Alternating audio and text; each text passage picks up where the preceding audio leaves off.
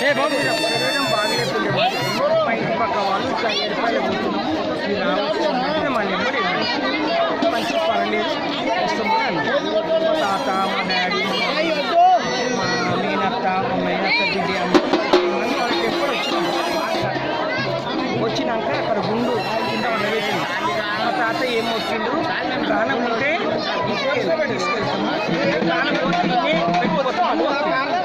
అప్పటి సంది కొట్టారు 5 రోజులు ఇక్కడ 5 రోజులు వెళ్ళినాక మా తాత పండబెట్టి ఒక రూమ్లో పండబెట్టి ఇక నువ్వు మంచిగా కాలేవు కదా నీకు తీరు అది తీసి వేరే చేస్తాను బాగలేవు కదా నీకు ఏం పెట్టాను మనుషులు అనుకోగానే ఆయన ఒక రూమ్లో కూర్చొని నన్ను ఒక రూమ్లో పండబెట్టగానే మా ఇంటికి ఇంకొక ఆయన ఉండే గురుగయ్య ఆయన మా తాత అందరూ దిగి రాకుండా కూర్చుంటాం పడుకుంటూ వచ్చి మా తాత వాళ్ళ కూర్చున్నప్పుడు ఆయనకు సీఎం వచ్చింది మంచిగా మంచిగా అప్పటికి ఇప్పటికి 65 years నేను వస్తున్నాము అనుకున్న కోరికలు చేస్తాము.